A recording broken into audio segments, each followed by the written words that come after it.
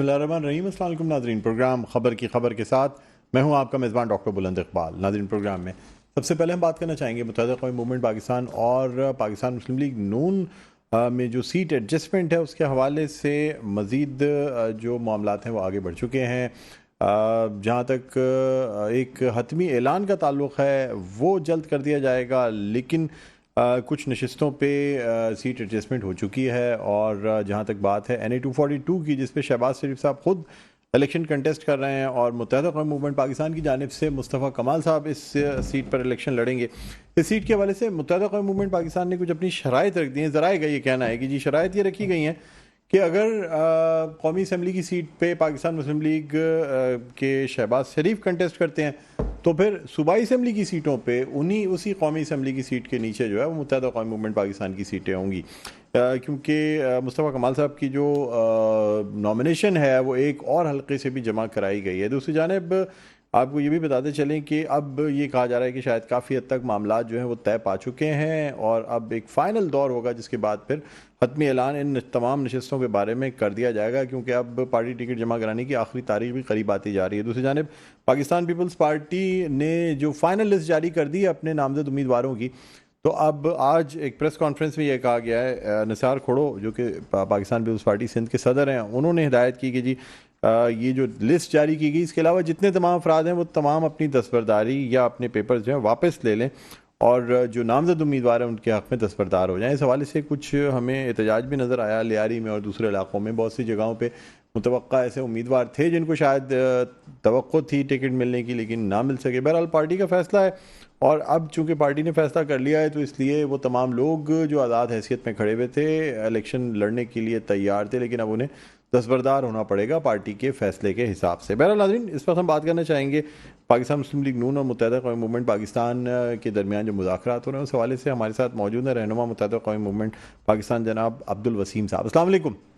जी साहब, अब्दुल वसीम साहब खुश आमदीद कहते हैं सर, बहुत बहुत शुक्रिया प्रोग्राम के लिए आपने वक्त निकाला। सर लेटेस्ट क्या इत्तलात हैं आप बताएं। ज़राए तो बहुत कुछ कह रहे हैं, लेकिन आप से जानना चाहूँगा कि ये जो मुज़ाकरात हैं आपके और पाकिस्तान मुस्लिम लीग नून के, ये किस मंतक़ी अंजाम तक अब तक पहुँच चुके हैं? देखिए अभी तक तो सेशन जो है होते चल रहे हैं, मीटिंग्स होती रही हैं और उसमें अभी कोई चीज फाइनल नहीं हुई है। अब ये किस जराए से और किसने चलाए हैं ये तो वही बता सकता है कि उनके पास किसने इतला दे दी और उनके पास कहाँ से इतला आई। मेरे पास इतला ये है कि अभी तक कोई चीज फाइनल नहीं हुई है। लाज़िम बात है, मुज़ाकरात जारी हैं, जैसे ही फाइनल होगा तो हम बाकायदा जो है, क्योंकि हमारा वहाँ पे सीनियर डिप्टी कन्वीनर जो है इलेक्शन लड़ रहा है, तो वहाँ बाकायदा जो है प्रोग्राम करेंगे और बाकायदा ऐलान करेंगे। तो ऐसे नहीं है कि हवा में जो है वो बात करके और फिर चीजों को छोड़ दिया जाएगा। तो बात ये कि मतलब हमें ये देखना है कि हम सियासत कर रहे हैं या सियासत के साथ साथ झूठ बोल रहे हैं। तो ये वाली सियासत नहीं होनी चाहिए। मुज़ाकरात जारी हैं और जो बातें आपने की हैं बिल्कुल ठीक है कि अपने जराए और अपनी सोच के मुताबिक हम बात कर लेते हैं, लेकिन ऐसी बात के जिससे कि पार्टी में मसाइल पैदा हों, मुश्किलात पैदा हों, लोग कंफ्यूज हों, तो वो बात नहीं करनी चाहिए। वक्त से पहले हमें जो है ये देखना होगा कि पाकिस्तान की जो सूरत हाल है उसमें हमें क्या चीज बेहतर लगती है। तो अभी मुज़ाकरात जारी हैं और इंशाल्लाह आगे एक आध दिन में जो है मज़ीद चीजें वाज़ेह हो जाएंगी कि हमें क्या करना है और किस तरह जो है आगे बढ़ना है। अच्छा, यानी आप ये कह रहे हैं कि मुत्तहिदा कौमी मूवमेंट का मौक़िफ़ जो है वो अब तक आप अपने मौक़िफ़ पे कायम है कि जी 242 से मुस्तफ़ा कमाल साहब दस्तबरदार नहीं होंगे नून लीग के उम्मीदवार के हक़ में? जी अभी तक तो ऐसा ही है। अभी तक कोई चीज फाइनल नहीं हुई है। फाइनल हो जाएगी तो हम सबके सामने रखेंगे ना। मतलब अगर विड्रॉ करना है तब भी सबके सामने आएगा, और लड़ रहे हैं तब भी हम सबको सामने रखेंगे। तो ऐसा नहीं है कि हम जो है खामोशी से कहीं से जो है वो सीट की एडजस्टमेंट। सर लेकिन आखिर इतनी जो आप अपनी पॉइंट पे कायम हैं उसकी क्या वजह है? क्या इतनी मतलब ये अहम सीट है या दूसरी जो सीट जहाँ से मुस्तफ़ा कमाल साहब ने पेपर्स जमा कराए हैं वहाँ मुश्किल होगा इलेक्शन लड़ना, ये आसान है? क्या वजह है सर? अब जब एडजस्टमेंट हो ही रही है, एक पार्टी से आपका इत्तेहाद बन रहा है, तो उस पार्टी के इतने अहम उम्मीदवार को एक सीट हम तो ये नहीं कह रहे कि हमें मुल्तान में सीट दे दें, वहाँ महाजरों की तादाद काफी है, वहाँ उर्दू बोलने वालों की तादाद ज्यादा है, लाहौर में हमें कोई सीट दे दें। हम तो ये बात कर नहीं रहे। वो कराची आ रहे हैं तो कराची गुडविल में मैं जाती तौर पर ये सोचता हूँ कि गुडविल में ये होना चाहिए कि भाई हम एमक्यूएम को सपोर्ट कर दें आगे आने वाले जो बन रहा है सियासी जो बन रहा है सिस्टम, उसमें हमें जो है वो कर देना चाहिए। लेकिन ये कि अब हर आदमी जो है, हर सियासी पार्टी ये सोचे कि जी मुझे वाली सीट दे दे, मुझे वाली सीट दे दे, तो कैसे मुमकिन है? मैं अपने घर की और अपनी जो बनाई हुई सीटें हैं, हमारे वहाँ वोटर्स हैं, उसकी बुनियाद पर ही तो हम बात कर रहे हैं। उसमें बहुत सारी जगहें हैं, अब उसमें पख्तून बरादरी भी हैं, उसमें मजहबी लोग भी हैं, तमाम लोगों से बातचीत हुई है, तमाम लोग इस बात पे तैयार भी हैं। हमने एक अच्छी वर्किंग की है, बड़े जलसे कर दिए हैं वहां पर। तो अब उसके बाद भी अगर लोग ये सोचें कि हमें दे दें, तो लाजमी बात है कि उसके लिए मुज़ाकरात जारी हैं। हम मुतमईन होंगे तो इंशाल्लाह तो फैसला करेंगे, और हम मुतमईन नहीं हुए तो इलेक्शन तो सबके लिए है, मेरे लिए भी उतना ही अहम है, उनके लिए भी उतना ही अहम है। आगे और मराइल आएंगे अभी तो जीतने के बाद, तो उसमें हमें किस सर तरह लेकिन देखना क्या है। मुत्तहदा कौमी मूवमेंट पाकिस्तान के लिए ये इत्तेहाद बहुत ज़रूरी है, जीडीए और मुस्लिम लीग नून और जेयूआईएफ के साथ? क्या नागुज़ीर है, आप समझते हैं? जरूरी तो कुछ नहीं होता। मतलब जब इलेक्शन आते हैं तो ये जमहूरियत का उसूल होता है कि अपने जहनी हमआंगी के लोगों से जो है बात की जाए और उनसे सीट एडजस्टमेंट किया जाए। अब आप अगर पीस पार्टी की बात कर रहे हैं, तो पीस पार्टी से हमने ये सब कुछ माजी में करके देख लिया ना, मिला क्या? नहीं सर, से मैं तो नौकरी किसी अच्छी से मैं मिली, तो किसी जमात की, मैं तो आपसे जानना चाह रहा हूँ कि क्योंकि माजी में मुत्तहदा कौमी मूवमेंट पाकिस्तान ने कभी इलेक्शन का अलायंस किया नहीं है, ये पहली दफा है कि इलेक्शन अलायंस में जा रही है। ये पहला आपका तजुर्बा होगा इस पार्टी का इलेक्शन जब से ये अलायंस पार्टी वहां कायम हुई पर, है। इलेक्शन अलायंस वहां पर होता है कि जहां पर सामने वाले की अक्सरियत ज्यादा हो, तो फिर हम कहें ठीक है जी हम आपके साथ हैं। ऐसी कुछ सीटें हैं कराची में भी, ऐसा नहीं है कि नहीं है, हम कहें कि सारी सीटों पे हम जीत जाएंगे, ऐसा भी नहीं है। लेकिन ये कि उन सीटों पर ही बातचीत होती है, और माजी में भी ये सब चीजें होती रही सर हैं। एनए ऐसा नहीं है 242 कि पे तो हमने जो है वैसे बातचीत। दो इलेक्शंस में हम देखते आए हैं कि नून लीग की पोजीशन स्ट्रांग रही है मुत्तहदा कौमी मूवमेंट पाकिस्तान से, अगर हम एनए 242 की बात करते हैं तो।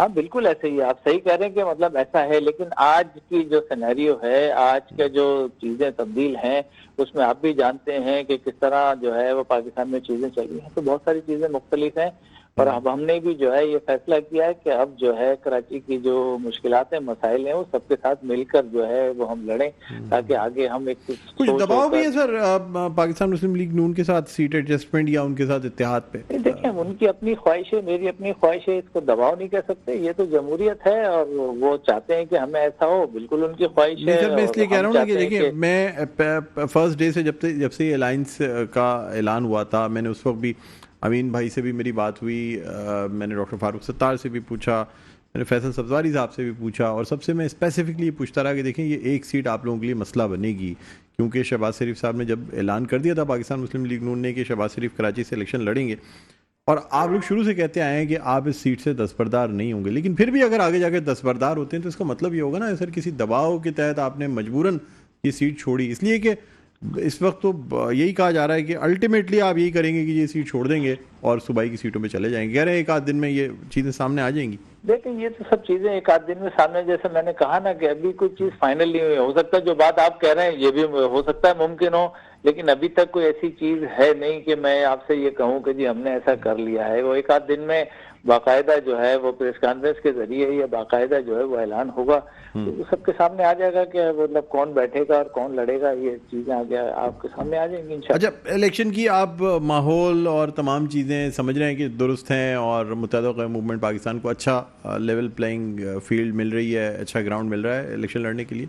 क्योंकि माजी में आप लोगों की बड़ी शिकायतें रही हैं कि जी आपको इलेक्शन कन्वेसिंग नहीं करने दी जाती, झंडे उतार दिए जाते हैं, बैनर्स उतार दिए जाते हैं। इस वक्त क्या पोजीशन है इस इलेक्शन में? देखिए शिकायतें तो अभी भी हैं, लेकिन माजी में जो कुछ हुआ वो आप भी अच्छी तरह जानते हैं कि मतलब इस शहर के साथ माजी में क्या हुआ। मतलब 2018 के जो इलेक्शन हुए वो किस तरह छीने गए और किस तरह जो है वो दीगर जमातों को दिए गए, तो ये सब आपके सामने है। मैं उसको तस्करा नहीं करूंगा, लेकिन मुझे उम्मीद है कि अब उन लोगों ने कि जिन्होंने ये सब कुछ किया था वो शायद इस बात को महसूस कर रहे हैं कि हमसे गलत हुआ, अब जो है नहीं होना चाहिए, तो लिहाजा मौका मिलना चाहिए सबको। और मैं भी यही कहूंगा एज ए सियासी वर्कर होने के नाते कि सियासत जो है वो खुल के करनी चाहिए, खुल के मौका देना चाहिए। जिसको जो है अवाम वोट दे उसके साथ खड़े हों, उसके साथ मिलकर हुकूमत बनाएं। अगर ये जो मैनेजमेंट है अगर ये होती रही तो मुल्क को नुकसान हो रहा है मुसलसल जो है वो। मुल्क में जो कुछ हो रहा है वो आप अच्छी तरह जानते हैं कि इकनॉमी कहाँ है हमारी, तमाम जो है वो ताकत कहाँ है, पैसा किसके पास चला गया, पाकिस्तान को किस तरह नुकसान हुआ, ये सब आप अच्छी तरह देख ही रहे हैं, सब कुछ जान रहे हैं। हम चाहते हैं कि जो अवाम के साथ मुश्किलात हैं, चाहे वो लाड़काना की है, सिंध की है, कश्मीर की है, मीरपुर खास की है, सक्कर की है, वहाँ के जो मसाइल है मुश्तरका हैं, तो वो सब मिलकर हम बैठे और करें। तो इस पार्टी के साथ हमने ये कई प्रैक्टिस की, मगर ये कि देखने में यह है कि वहाँ ताज्जुब की सोच के अलावा दूसरा कोई काम होता नहीं है। लेकिन सर अब पाकिस्तान पीपल्स पार्टी कराची में फिर भी कदर स्ट्रांग नज़र आती है, मजबूत नज़र आती है पहले के मुकाबले में। ख़ासतौर पे आपके बल्दियाती इलेक्शंस में बाइकआउट के बाद जिस तरीके से उन्होंने सीटें हासिल की और मेयर कराची मुंतखब कराया, उसके बाद लगता है ऐसा है कि अब वो पोजीशन पाकिस्तान पीपल्स पार्टी की नहीं रही है जो माजी में रहती थी। अब उनका भी बड़ा क्लेम है। ये तो आप कह रहे हैं, लेकिन इंशाल्लाह आप देखेंगे कि पीपल्स पार्टी के साथ जो लोग खड़े हो रहे हैं उनकी जमानतें भी जब्त होंगी इंशाल्लाह ताला। जो पीपल्स पार्टी की अपनी सीटें वहाँ वो इलेक्शन लड़ेगी, वहाँ जीतती आई है, बिल्कुल वहाँ इलेक्शन लड़े और जीते। लेकिन आप ये कहें कि हमारे इलाकों में अगर आकर पीपल्स पार्टी जीत जाएगी, तो मैं समझता हूँ जो कुछ भी इस पार्टी ने शहर के साथ किया है वो लोग भूले नहीं है। चंद लोग तो बिक सकते हैं, लेकिन ऐसा नहीं है कि अवाम जो है वो बेवकूफ़ है या बाशऊर अवाम है कराची की, और वो इंशाल्लाह बेहतर फैसला करेगी। उन्हें पता है कि मुत्तहिदा कौमी मूवमेंट के लोगों ने ही शहर में काम किया है, वरना अदरवाइज तमाम लोगों को आजमा लिया। अब जो है वो अवाम कह रही है कि आप अब जो है मजीद आजमाएंगे नहीं, अब इंशाल्लाह मुत्तहिदा कौमी को वोट देंगे। सर लेकिन फिर अगर सिंध में फिर दोबारा से पीपल्स पार्टी की हुकूमत बन जाती है जैसे माजी में बनती रही है, तो फिर आप लोगों का ये शिकवा होगा कि जी 18वीं तरमीम के बाद वफाकी हुकूमत के साथ मिलके भी आप शहर कराची को कुछ दे नहीं सकते जैसे माजी में कहते रहे। इकबाल भाई, हम तो सिंपल सी बात करते हैं, हम इस शहर की बात करते हैं। इस शहर का ही मुकदमा हमने जो है अभी पिछली हुकूमत जो नवाज शरीफ की आई थी और शहबाज शरीफ उसमें वज़ीर-ए-आज़म बने थे, उसमें पीपल्स पार्टी भी थी, फजलुर रहमान भी थे, तमाम पार्टियों का एक मजमुआ था। उस पर तमाम लोगों ने एक्सेप्ट किया कि हाँ कराची के साथ जाती है, ये नहीं होना चाहिए, हम उसको करेंगे। उसमें पीपल्स पार्टी के जरदारी साहब ने भी, बिलावल साहब ने भी साइन किए। लेकिन अब अपनी बात से ही बड़े रहनुमा मुकर जाएं और शहर को जो है डिलीवर ना कर सकें, तो ये बड़े अफसोस की बात है ना कि हम कमिटमेंट क्या कर रहे हैं और इस बड़े लेवल पर इतने बड़े जिम्मेदार होकर उसके बाद भी अगर सर मुझे एक सवाल का जवाब दें। सन 88 से लेके जब पहली दफ़ा आम इंतखाबात में मुत्तहिदा कौमी मूवमेंट पाकिस्तान उतरी थी, आज तक कोई 35 साल हो चुके हैं सर। 35 साल में कोई ऐसी पार्टी, कोई ऐसी हुकूमत है जिससे आप ये कहें कि हाँ आपके कुछ मुतालबात मान लिए गए हों? 88 में जब आप पाकिस्तान पीपल्स पार्टी के साथ इलाक़ हुआ था पहली दफ़ा, 11 महीने बाद आप लोग बाहर आ गए थे और अपोजिशन में बैठ गए थे। ये बात जो आप कह रहे हैं यही मैं मुसलसल कहता चला आ रहा हूँ कराची में कि जी हमारे साथ किसी भी सियासी पार्टी ने वफा नहीं की। मैं आपसे ये सवाल कर रहा हूँ कि 35 साल में आज तक किसी, और जिस मुस्लिम लीग नून के साथ आज आप हैं, 92 में ऑपरेशन कराने वाले भी यही नवाज शरीफ साहब थे जिन्होंने मुत्तहिदा कौमी मूवमेंट पाकिस्तान के खिलाफ ऑपरेशन कराया था। मेरे ख्याल में शायद आपको याद होगा। जी बिल्कुल याद है, और वो भी याद है कि माफ़ी मांगने आए थे, वो भी याद है कि हमारे शहदा के कब्रों पे भी गए थे और माफ़ियाँ मांगी थी और उन्होंने कहा था कि जी हम नहीं थे, हमसे तो ये कहा था, हमसे तो उसने कराया था। ये सब बातें आपके भी सामने हैं। यही क्या कहते हैं, जरदारी साहब आए थे तो टोपियाँ बदली गई थी, उन्होंने भी माजरत की थी। शहदा कब्रिस्तान वो भी गए, उन्होंने भी जो है वहाँ का जो है कमिटमेंट की।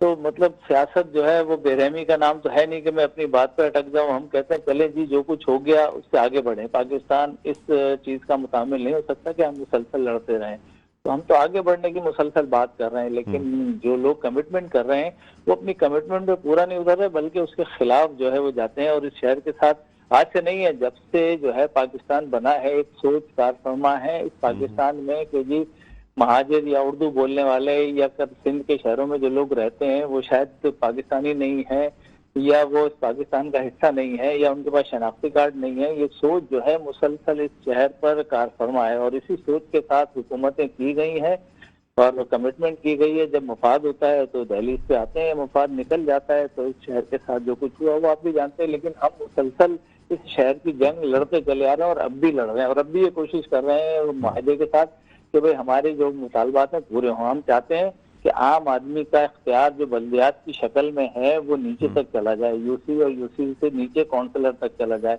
जिस तरह पीएफसी करें और इसी तरह वफाक से जो पैसा आता है पीएफसी के जरिए नीचे तक चला जाए। हम तो चाहते हैं इख्तियार मिले। हमने जो है सुप्रीम कोर्ट में केस डाला इख्तियार का, सुप्रीम कोर्ट ने फैसला दे दिया, लेकिन उसकी कानून साजी इस पार्टी ने आज तक नहीं की, वादे बहुत किए। तो हम तो चाहते हैं कि लोगों को इख्तियार मिले, भले बल्दियाती जैसे अभी मेयर है, कोई भी मेयर हो वो आए, वो इख्तियार का इस्तेमाल करे और आम आदमी के मसाइल की बात करे, उसका हल करे।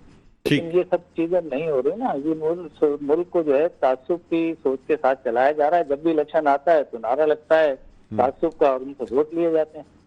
ठीक है, बहुत बहुत शुक्रिया अब्दुल वसीम साहब, आपने प्रोग्राम के वक्त निकाला। नाजरीन, रहनुमा मुत्तहिद क़ौमी मूवमेंट पाकिस्तान अब्दुल वसीम हमारे साथ मौजूद थे। एक वक्फा लेंगे, वक्फे के बाद दोबारा आपकी खिदमत में हाजिर होते हैं। देखते रहिए प्रोग्राम खबर की खबर। जी नाज़रीन, वेलकम बैक। एक दफ़ा फिर आपको खुशामदीद कहते हैं प्रोग्राम में खबर की खबर। मैं हूँ आपका मेज़बान डॉक्टर बुलंद इकबाल। नाज़रीन, अब हम बात करेंगे पाकिस्तान पीपल्स पार्टी के हवाले से। आज पाकिस्तान पीपल्स पार्टी सिंध के सदर निसार खोड़ो ने एक प्रेस कॉन्फ्रेंस की और उसमें ऐलान किया कि मतलब ये हिदायत जारी कर दी गई है कि जी वो तमाम लोग जो कि उस लिस्ट में नहीं हैं, जो कि ऑफिशियल तौर पे पाकिस्तान पीपल्स पार्टी की जानिब से जारी की गई है, जिसमें उम्मीदवारों के नामों का ऐलान कर दिया गया है, तो बाकी तमाम लोग जो हैं वो अब जो नामज़द नहीं किए गए हैं वो दस्तबरदार हो जाएंगे इन नामज़द अफराद के हक़ में। लेकिन इसमें एक बात काबिल ज़िक्र ये भी है कि इससे कबल जो है वो यानी जो जब टिकट्स अनाउंस किए गए तो उस वक्त कुछ एहतजाज भी देखने में आया, लेकिन बहरहाल अब वो तमाम चीज़ें या एहतजाज जो है वो अब बाकी नहीं रहा है, इसलिए कि एक दफ़ा कुछ सीटें रोक के एक लिस्ट निकाली गई थी, फिर दोबारा लिस्ट निकाली गई और उसके बाद अब हतमी लिस्ट जो है वो जारी कर दी गई। बहरहाल इसी पे हम बात करना चाहेंगे। इस वक्त हमारे साथ मौजूद हैं रहनुमा पाकिस्तान पीपल्स पार्टी मोहम्मद अली राशिद साहब। अस्सलाम वालेकुम। वालेकुम सलाम जी सर, बहुत बहुत शुक्रिया प्रोग्राम के लिए आपने वक्त निकाला। सर, जानना आपसे चाहूँगा कि ये जो इस वक्त टिकट्स जो अनाउंस किए और जो नामजद उम्मीदवार जिनकी लिस्ट जारी की गई, अच्छा बहुत से ऐसे भी उम्मीदवार थे जिनको उम्मीद थी टिकट्स मिलने की मुख्तलिफ इलाकों से, कुछ एहतजाज भी देखने में आया। तमाम तर चीज़ें जो हैं वो सॉर्ट आउट हो चुकी हैं, तमाम लोग जो हैं वो अब इस हतमी लिस्ट को मान चुके हैं। बिस्मिल्लाहिर्रहमानिर्रहीम। बिस्मिल्लाहिर्रहमानिर्रहीम। पहले तो बहुत बहुत शुक्रिया आपका कि आपने मुझे मदहू किया कि मैं आपके चैनल पे आऊँ और बात कर सकूँ। देखिए, बिल्कुल उम्मीद पे दुनिया कायम है। कुछ लोगों को थी उम्मीद कि उनको टिकट मिलेगा, मगर पार्टी का फैसला जो है वो मेरिट पे होता है। उनको जो बेहतर लगा पार्टी ने वो फैसले किए, और डेमोक्रेटिक पार्टी है, जमहूरियत का हुस्न है, प्रोटेस्ट कर सकते हैं लोग उसको। उन्होंने अपना एहतजाज रिकॉर्ड कराया प्रोटेस्ट करके डेमोक्रेटिकली। मैं यहाँ आपको थोड़ा करेक्ट करता चलूं कि हतमी लिस्ट कोई नहीं थी। पहले उन्होंने एक लिस्ट शाया की, उसमें से कुछ हलके मिसिंग थे, इसलिए कि उन हलकों पे जो मेन कैंडिडेट जो था पार्टी का, उसके पेपर्स रिजेक्ट हो गए थे या चैलेंज हो गए थे, तो उनको इलेक्शन ट्रिब्यूनल में जाना पड़ा। और इलेक्शन ट्रिब्यूनल के जब फैसले आए और फाइनल वो सब चीजें हो गई, तो जो पेंडिंग हलके रह गए थे उनकी फिर लिस्ट शाया की पार्टी ने। सो बेसिकली एक लिस्ट जो पहली निकली थी वो फाइनल लिस्ट ही थी। उसके बाद जो दूसरी लिस्ट निकली है वो हतमी लिस्ट नहीं, वो सिर्फ पेंडिंग हलकों की लिस्ट थी जो पहले उन्होंने उसमें अनाउंस नहीं किए थे। तो इस तरह वो हुआ, और बिल्कुल ऐसा तो होता है, ऐसी बात है कि सब मेहनत करते हैं और कोशिश करते हैं, काविशें करते हैं, मगर जाहिर सी बात है पार्टी एक ही शख्स को दे सकती है टिकट, और उस पार्टी ने दिया। और अब कारकुन जितने भी हैं जाले पुरजोश हैं, और जिन लोगों ने अपना एप्लीकेशन विड्रॉ भी किया वो उनके हक में अब उन लोगों के साथ उन्होंने प्रोटेस्ट कर लिया, मगर देखा जब पार्टी ने फैसला तब्दील नहीं किया तब वो भी उन लोगों के जो कैंडिडेट हैं उनके साथ मुहिम का हिस्सा बन चुके हैं, इलेक्शन कैंपेन स्टार्ट कर चुके हैं। अच्छा सर, क्या समझते हैं मुत्तहिदा क़ौमी मूवमेंट पाकिस्तान और PMLN और दीगर जो जमातें जो इत्तेहाद का हिस्सा हैं, दूसरी जानिब जमात इस्लामी भी अपनी जो जद्दोजहद है वो कर रही है, आप समझते हैं कराची से आप लोगों के लिए, पाकिस्तान पीपल्स पार्टी के लिए इलेक्शन आसान होगा या मुश्किल होगा?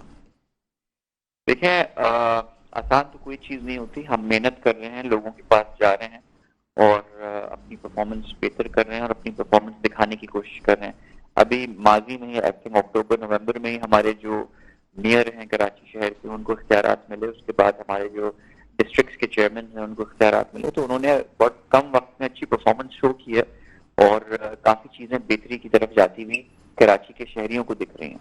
उस वजह से वो काफ़ी पीपल्स पार्टी की तरफ उनका रुझान है और पीपल्स पार्टी की तरफ सब लोग देख रहे हैं।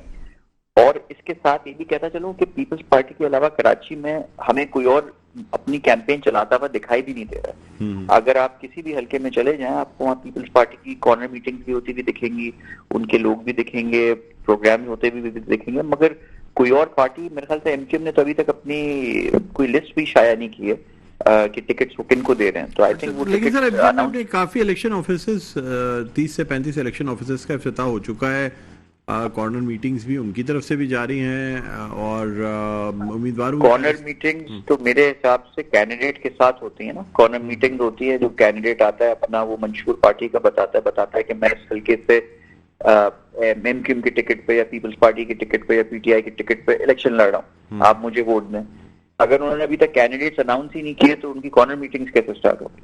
मेरे इल्म में नहीं है ऐसी कॉर्नर मीटिंग। उन्हें कुछ जल्द से जरूर किए थे माजी में, मगर अभी तक उनकी तरफ से कोई हलचल दिख नहीं रही। एक एमक्यूएम का जो वतीरा पास में रहा है, जिस तरह से वो कैंपेन चलाते हैं, उस तरह से कुछ दिखाई नहीं दे रहा मेरे हिसाब से। अच्छा, लेकिन आप समझ रहे हैं कि इस वक्त पीपल्स पार्टी की कैंपेन अच्छी चल रही है, यानी आप लोग अब कन्विंसिंग कर रहे हैं, कॉर्नर मीटिंग्स वगैरह जो है वो तमाम चीज़ें जारी हैं इस वक्त? बिल्कुल, अल्हम्दुलिल्लाह हमने बहुत हद तक अपना काम स्टार्ट कर दिया है और ऑलमोस्ट हर हल्के में जितने भी कैंडिडेट्स अनाउंस हुए हैं उनको काफी हद तक अंदाजा था। वो ऑलरेडी ऐसे लोग थे जो ऑन ग्राउंड मौजूद रहते थे। जाहिर सी बात है, पार्टी ने उनको टिकट ही इसलिए दिया कि ऑलरेडी उस हल्के में वो एक्टिव थे और ने मजीद अपनी सरगर्मी। राशिद साहब, लेकिन आप ये नहीं समझते कि अगर आप पाकिस्तान पीपल्स पार्टी बल्दियाती इंतखाबात की बेस पे ये उम्मीद कर रही है कि वो कराची से सीटें निकालने में कामयाब होगी, तो एक बात ये भी याद रखनी चाहिए कि एक तो टर्न आउट बहुत कम रहा बल्दियाती इंतखाबात में, और दूसरे मुत्तहदा कौम मूवमेंट पाकिस्तान जो है वो टोटली इन इलेक्शन से आउट हो गई थी, जिसकी वजह से उनके साथ मुकाबला करके आपने सीटें नहीं निकाली हैं। बल्कि मुत्तहदा कौम मूवमेंट पाकिस्तान का तो ये कहना होता है कि जी जमात और पीपल्स पार्टी को हमारी वजह से फ़ायदा हासिल हुआ, इसलिए तमाम सीटें उन लोगों के पास गई हैं, अदरवाइज़ अगर हम मैदान में उतरते तो फिर ये सीटें ना जाती। देखिए, मैं आपको माजी की बता देता हूँ, 6-7 महीने पुरानी बात बता देता हूँ। बाई इलेक्शन हुआ था कोरंगी में, शाह फैसल कोरंगी में, जिसमें जो एक जमाने में एमक्यूएम का गढ़ माना जाता था। मलीर में भी बाई इलेक्शन था, कोरंगी में भी था, मुल्तान में भी था, बाकी पंजाब के कुछ शहरों में भी था। तो कराची की खसूसन मैं बात करता हूँ, मलीर में पीपल्स पार्टी ने तो अपनी सीट रिटेन कर ली, मगर अपने कोरंगी में बहुत ही बुरी तरह पीटीआई से एमक्यूएम को हारना पड़ा। नहीं कोरंगी में अबू बकर साहब जीत गए थे, शायद आप करेक्ट कर लें इसको। नहीं अबू बकर साहब मुत्तहदा कौम मूवमेंट पाकिस्तान के जो हैं वो जीत गए थे।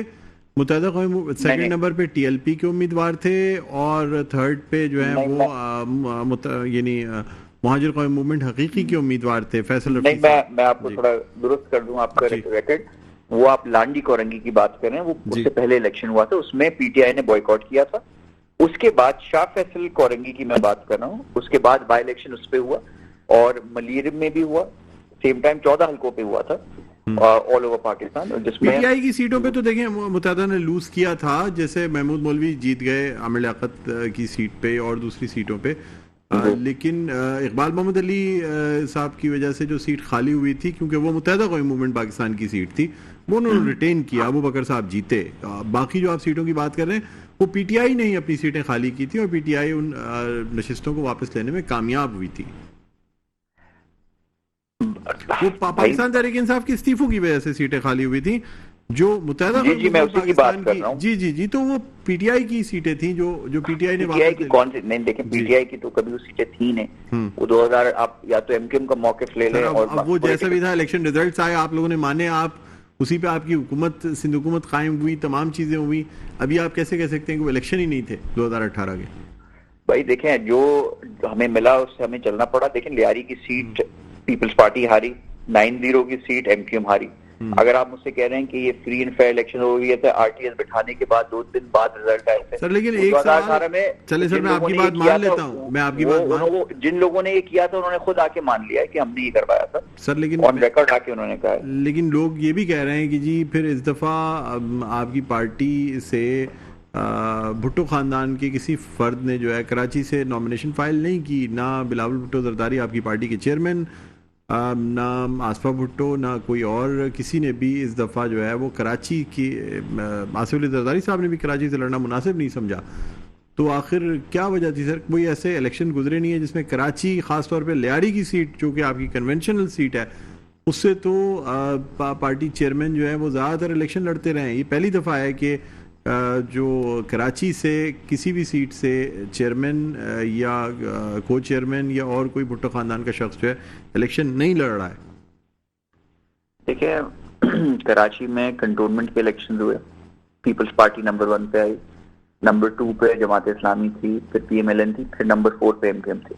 सिमिलरली बल्दियाती इलेक्शन हुए, अब आप कह रहे हैं कि उन्होंने बॉयकॉट कर दिया एमकेएम ने, तो इसलिए हम जीत गए या इसलिए कोई और पार्टी। हमने तो नहीं एमकेएम से कहा था ना बॉयकॉट करें, एमकेएम ने खुद खौफ से कि उनको लग रहा था वो नहीं जीत सकेंगे इसलिए उन्होंने बॉयकॉट किया, कोई रीजन नहीं थी उनको बॉयकॉट करने की।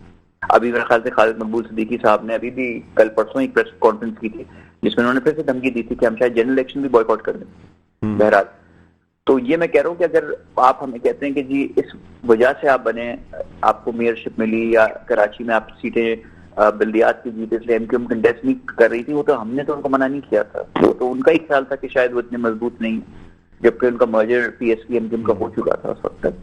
पहली चीज। दूसरी चीज मैं आ जाता हूँ कि कराची शहर से अगर उन्होंने नहीं भरा नॉमिनेशन, अब उनको पता है कि कराची शहर इस काबिल हो चुका है कि उनके जो जियाले हैं और उनकी सेकेंडरी लीडरशिप है वही काफी है कराची शहर को संभालने के लिए। बल्दिया टाउन में इलेक्शन होता है, बाई इलेक्शन पीटीआई की सीट होती है, पीपल्स पार्टी जीतती है, ठीक है सर। एक ओनरशिप होती है ना, देखें आपकी जैसे आप पीटीआई की देखें, आप पीटीआई की आप बात कर रहे थे, सियासी हेडक्वार्टर यहाँ पे है सर, बिलावल हाउस कराची में है। आप जो नहीं नेशनल पार्टी है वो तो आपकी पता है, उसकी संगीत बुनियाद कराची से इलेक्शन लड़ रहे हैं। बानी पीटीआई ने माजी में कराची से इलेक्शन लड़े। हर पार्टी जो है वो कराची नेशनल पार्टी भी प्रेफरेंस ये होती है कि कराची से एक सीट जरूर जीते, चाहे उसे रिटेन करे बाद में ना करें, लेकिन इलेक्शन जरूर लड़ा जाता है। हमने माजी में भी देखा, इस दफा भी हम देख रहे हैं शहबाज शरीफ साहब की सीट पर पता चल रहा है कि जी वो इलेक्शन लड़ेंगे है क्या? नहीं कोई रूल। आप लोग कराची को तो अपना गढ़ कहते हैं, मतलब अगर देखा जाए तो जी। जब गढ़ होता है ना तो वहां खुद फिर आपको नहीं करना पड़ता, लीडर को नहीं उतरना पड़ता। अगर कॉन्फिडेंस है उनको कि जी कराची हमारा है, तो वो फिर अपने बाकी लीडरशिप को भी दे देते हैं कि आप संभालो, मैं पंजाब का रुख कर रहा हूँ, मैं लाहौर का रुख कर रहा हूँ। They are so confident. पहली दफा शायद कराची इतना कॉन्फिडेंस है लीडरशिप को कि उन्होंने कहा कि हमने जरूरी नहीं समझा कि यहाँ हमें खुद उतर के लड़ना पड़े, कराची की आवाम पीपल्स पार्टी के साथ है, ये खुद संभाल लेंगे, हम लाहौर का रुख करते हैं। और पीपल्स पार्टी की आप बात करें, उनकी तो बुनियाद फाउंडेशन ही लाहौर में रखी गई थी। तो अगर लाहौर से चेयरमैन बिलावल भुट्टो जरदारी साहब अगर इलेक्शन लड़े तो इसमें खुशाइन बात है, अच्छी बात है। नेशनल पार्टी है तो हर जगह से उनको लड़ना चाहिए। कराची तो वैसे ही हमारा कंटोनमेंट भी हम जीते, बल्दियात भी जीते, जनरल इलेक्शन भी इंशाल्लाह आप देखेंगे। और जो आप एग्जाम्पल दे रहे हैं कि वो तो पीटीआई की सीट थी शाह फैसल कौरंगी की, तो वो वापस उनको मिल गई, तो मलीर भी तो पीटीआई की सीट थी, मगर पीपल्स पार्टी ने छीन के जीती नहीं उनसे क्या?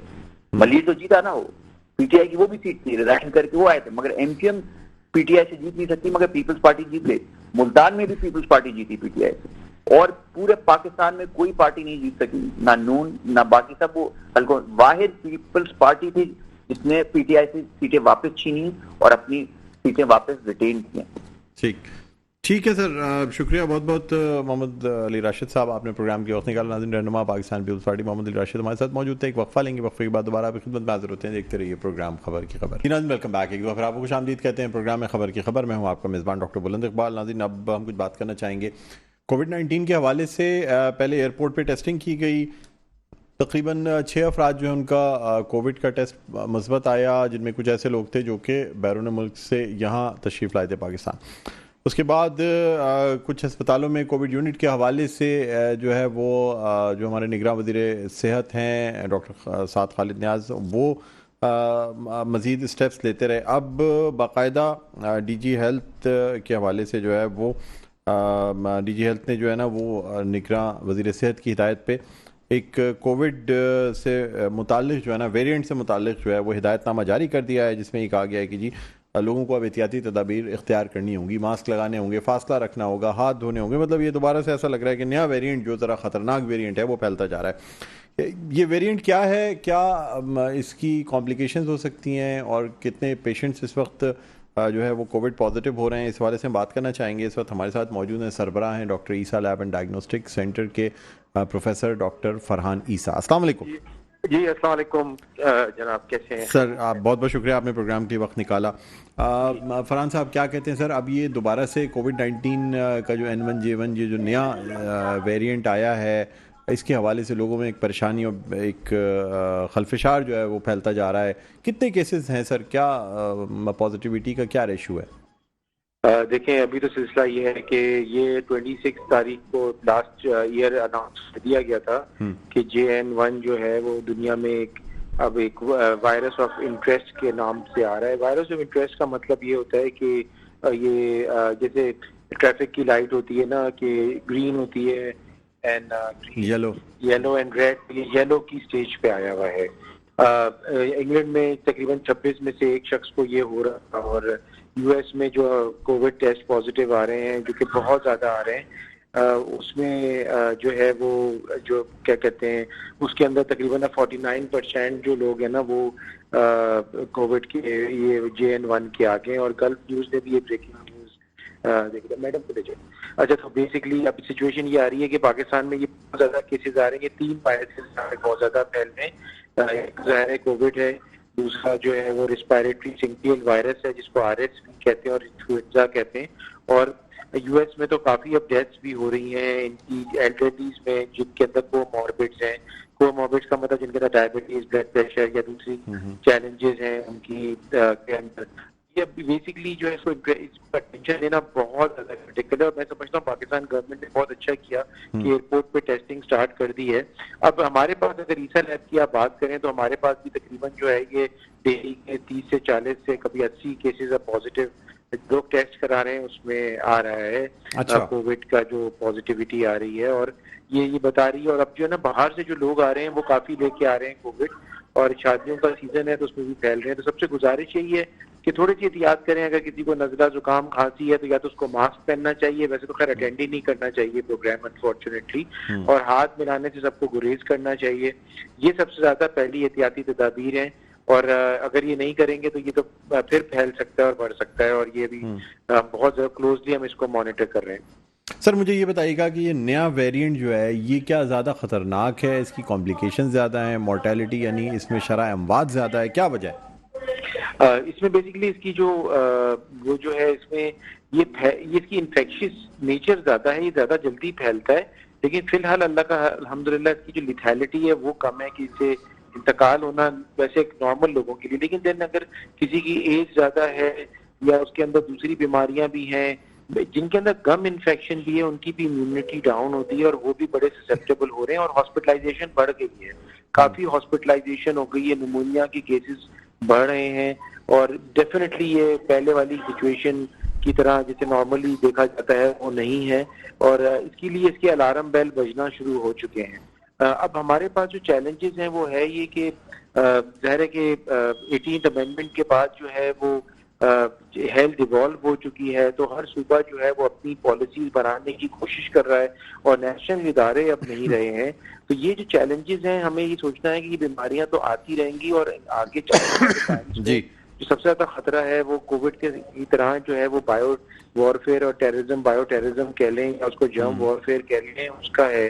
तो हमें बेसिकली एक अप्रोच देना चाहिए। आप जैसे प्रोग्राम्स होने चाहिए जो आगाही फैलाते रहें। और ये वायरसेस जो है ना इनकी बड़े चैलेंजिंग है, ये किसी वक्त भी अपनी म्यूटेशन इनकी हर वक्त रेगुलरली हो रही होती है और जो है ये डेंजरस भी हो सकते हैं। अब कोविड वैक्सीनेशन पाकिस्तान को बेसिकली हर साल यहाँ पे अवेलेबल होनी चाहिए नए स्ट्रेन की, और वो लोगों को लगवानी चाहिए, खासतौर पे जो ससेप्टेबल है जैसे। लेकिन ये कोविड वैक्सीनेशन के बारे में जो हमें बैनुल-अक़वामी सतह पे बहुत से साइंटिस्ट, डॉक्टर्स और जो प्रेस कॉन्फ्रेंसेस करते हैं, सोशल मीडिया पे वायरल होती हैं कि जी वैक्सीन की वजह से लिवर फेलियर्स हो गए, वैक्सीन की वजह से लोगों में स्ट्रोक हो गया, फला हो गया, ये तमाम चीज़ें, इसमें कहाँ तक सदाकत है सर?